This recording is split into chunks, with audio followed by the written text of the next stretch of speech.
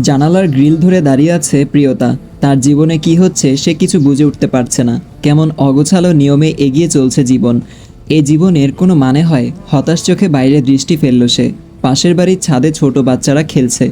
তুলিও আছে সেখানে। লাল ফ্রকে তুলিকে সুন্দর লাগছে, চুলগুলো বেনুনি করা, ভীষণ মিষ্টি লাগছে দেখতে। নানু মারা যাবার পর পৃথিবীতে এই একমাত্র মানুষ যে তার কথা ভাবে, তাকে আপন মনে করে। বুকের ভেতর এক ধরনের সূক্ষ্ম ব্যথা অনুভব হলো। এই পৃথিবীতে সত্যিই তার কেউ নেই। খাবার প্লেট সামনে নিয়ে বসে আছে প্রিয়তা। তার মন এখন অন্য কোথাও বিরাজ করছে। কিছুক্ষণ পূর্বে মামি এসে জানিয়েছে তাকে বিয়ে করতে হবে না। এটা শুনে প্রিয়তা খুশি হলেও চিন্তার কারণ মামির বলা দ্বিতীয় কথাটা। কেউ একজন মামিকে শাসিয়েছে প্রিয়তার বিয়ে না দিতে, এমনটাই বলেছে মামি। এখন কথা হচ্ছে এই কেউ একজনটা কে, আবার কোন বিপদের সম্মুখীন হতে হবে তাকে। সে যতই বিপদ থেকে দূরে যেতে চায় না কেন, বিপদ যেন তাকে ছাড়তেই চায় না, সব সময় আগে পেছনে লেগেই থাকে। লাল পাড়বিশিষ্ট সাদা রঙের শাড়িতে প্রিয়তাকে অপ্সরীর মতো লাগছে। চুলগুলো খোপা করে ক্লিপ এঁটে নিল। কিছু একটা মনে করে চোখে অল্প একটু কাজলও লাগালো। তেমন একটা সাজগোজ করা হয় না তার। জীবনেই যেখানে কোনো রং নেই সেখানে শরীরের রং মেখে ঘোরার কোনো প্রশ্নই আসে না। আয়নায় আরও একবার নিজেকে দেখে নিয়ে ব্যাগ হাতে রুম থেকে বের হলো। বের হতেই মামার সাথে দেখা হলো। প্রিয়তার মামা জাহিদ বেশিরভাগ সময়ই শহরের বাইরে থাকেন। আজ ভোরেই ফিরেছেন তিনি। প্রিয়তাকে দেখে মুচকি হেসে বলল, কেমন আছিস মা? চাকরি কেমন চলছে? বিনিময়ে প্রিয়তা শুকনো হাসল। ছোট করে জবাব দিল, ভালো।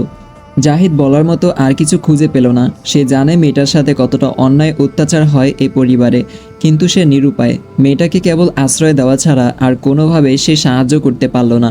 সে প্রতিবাদ করলে হয়তো মেয়েটার বেঁচে থাকাই দায় হয়ে দাঁড়াতো। তার থেকে যেভাবে চলছে চলুক, প্রাণটা বেঁচে থাকুক।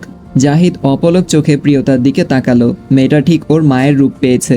এত সুন্দর ফুলের মতো মেয়েটাকে টোকা দিতেও কলিজা কাঁপে, সেখানে সুজলা কিভাবে পারে এত অত্যাচার করতে? ওর কি হৃদয় নেই? জাহিদের গলা ধরে আসে, চোখ জ্বালা করছে। নিজের ব্যর্থতাগুলো পানি হয়ে ঝরতে চাইছে। মা, টাকা পয়সা কিছু লাগলে বলিস। হ্যাঁ বলবো। প্রিয়তা বের হয়ে গেল। পেছন থেকে জাহিদ ডাকলো, নাস্তাটা করে যা। প্রিয়তা শুনতে পেয়েও জবাব দিল না। আর কিছুক্ষণ সে মামার সামনে থাকলে কেঁদে ফেলবে, কিন্তু সে তার দুঃখ কাউকে দেখাতে চায় না। তার দুঃখগুলো না হয় একান্তই তার হয়েই থাক।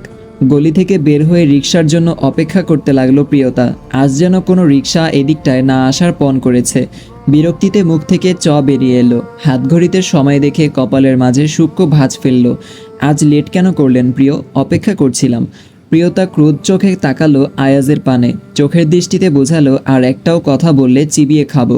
এখন একটি অ্যাড চলবে, আপনারা চাইলে স্কিপ করতে পারেন।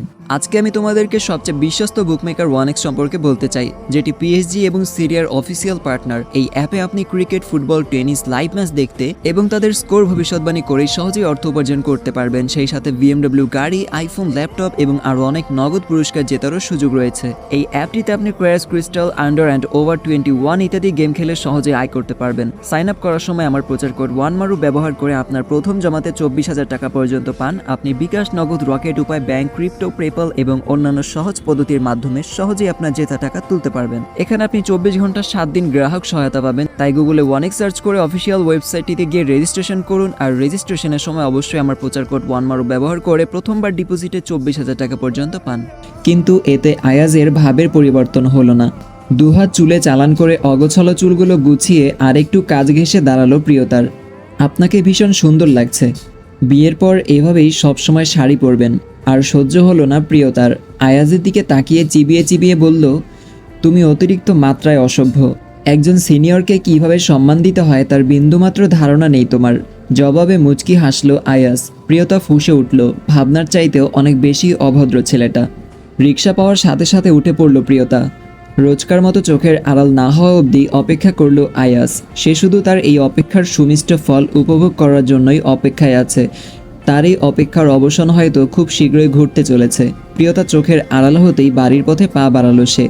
আজ তাকে বাবার সাথে অফিসে যেতে হবে। তার গ্র্যাজুয়েশন কমপ্লিট করতে এখনও 2 বছর বাকি, কিন্তু সে চায় গ্র্যাজুয়েশন শেষ হওয়ার আগেই অফিসিয়াল সব কাজে পারদর্শী হতে। তাকে নিজেকে প্রিয়তার যোগ্য করে তুলতে হবে। প্রিয়তা পর্যন্ত পৌঁছাতে তাকে যা যা করতে হবে সে তার সবটা করতে রাজি। প্রিয়তার প্রতি তার এই অনুভূতি আজকের নয়, এ শুরু আরও 4 বছর পূর্বে। আয়াস তখন সবে ক্লাস 9-এ। সে চট্টগ্রামে নানা বাড়িতে থেকে পড়াশোনা করত। তার বাবার রাজনীতি জড়িত কিছু কারণে তাকে সব কিছু থেকে দূরে রাখা হয়েছিল। সে বছর আয়াস প্রথম ঢাকার মাটিতে পা রাখে। শুরু হয় নতুনভাবে জীবনযাপন, নতুন স্কুল, নতুন পরিবেশ, নতুন বন্ধু, সব কিছুর সাথে খাপ খাইয়ে নিতে তার বেশ কষ্ট হয়েছিল। একদিন বিকেলে কাছের পার্কে ঘুরতে গেলে সে দেখতে পায় কোণার এক বেঞ্চিতে একটা মেয়ে বসে কেঁদে কেঁদে কাউকে অভিযোগ করছে। এত বড় মেয়ের এমন বাচ্চার স্বভাব দেখে আয়াস সেদিন ভীষণ হেসেছিল। এরপর থেকে আয়াস প্রায় মেয়েটাকে দেখত। মেয়েটার বড় বড় চোখ করে তাকানো, গাল ফুলিয়ে একা পার্কে বসে থাকা সব তার ভীষণ ভালো লাগতো। আয়াস যখন বুঝতে পারে সে এই মেয়েটার সাথে জড়িয়ে যাচ্ছে, তখন সে গোপনে প্রিয়তার সকল খোঁজ নেয়। প্রিয়তা তার থেকে 5 বছরের বড় জানতে পেরে সে নিজেও শক খেয়েছিল। প্রিয়তাকে দেখে তার কখনো মনেই হয়নি মেয়েটা তার থেকে এত বড় হতে পারে। আয়াস নিজেকে বন্দি বানিয়ে ফেলল। পড়াশোনা ছাড়া আর কোনো কিছুই যেন ছিল না তার জীবনে। নিজেকে অনেকটা সামলে নেয় সে 1 বছর, কিন্তু সমস্যা হয় তার কিছুদিন পর। সেদিন ছিল পহেলা বৈশাখ। আজকের মতো করেই সেদিন প্রিয়তা লাল সাদা শাড়িতে নিজেকে সাজিয়েছিল। আয়াস তার পরিচিত কিছু ফ্রেন্ডদের সাথে রমনায় গিয়েছিল ঘুরতে। নিজেদের মধ্যে কিছু একটা আলোচনা চলছিল। ঠিক তখনই তার পেছনে রিনরিনে কণ্ঠে কেউ বলে উঠল, মামা 4 প্লেট ফুচকা, ঝাল একটু বেশি হবে। কণ্ঠস্বর অনুসরণ করে তাকাতেই তার হার্টবিট মিস করেছিল যেন। স্বর্গ থেকে যেন কোনো অ্যাঞ্জেল নেমে এসেছে। মন্ত্রে বশীভূত হওয়ার মতো করেই সে নিষ্পলক তাকিয়েছিল প্রিয়তার পানে। সেদিনের পর থেকে আয়াজের এক রোগ হলো। রোগের নাম প্রিয়তা। লক্ষণগুলো এমন ছিল, রোজ নিয়ম করে যেমন মানুষ খাবার খায়, ঠিক সেভাবেই নিয়ম করে তাকে প্রিয়তার মুখ দর্শন করতে হতো। মাঝরাতে ঘুম ভেঙে গেলে তার ভীষণ প্রিয়তাকে দেখতে ইচ্ছা করত। এই ইচ্ছাবোধের ফল তার বাকি রাতটুকু নির্ঘুম কাটাতে হতো। তার ভীষণ জ্বর হলে ঘোরের মাঝে সে বারবার প্রিয়তার নাম নিত। অস্পষ্ট স্বরে বলা তার এ নাম কেউ বুঝতে না পারলেও সবাই এতটুকু বুঝতেছিল কারো নাম বলছে। এ নিয়ে তার মায়ের চিন্তার অন্ত ছিল না। এভাবেই সময় যেতে যেতে পরিস্থিতি আজ এই পর্যায়ে। তুমি কি কখনোই পাংচুয়াল হবে না? বাবার গম্ভীর কথায় আয়াজ মাথা নিচু করে দাঁড়িয়ে রইল। তরিকুল সাহেব গম্ভীর মুখ করে তাকিয়ে রইল ছেলের দিকে। অফিসের প্রথম দিন 1 ঘন্টা লেট। তার গোছালো ছেলেটা দিন দিন অগোছালো, আনপাংচুয়াল হয়ে পড়েছে। সে বাবা হয়ে ছেলের এই অধঃপতন কিভাবে সহ্য করবে? করা কি উচিত? পরবর্তী পর্ব আপলোড হয়ে গেছে, এখনই দেখে আসুন।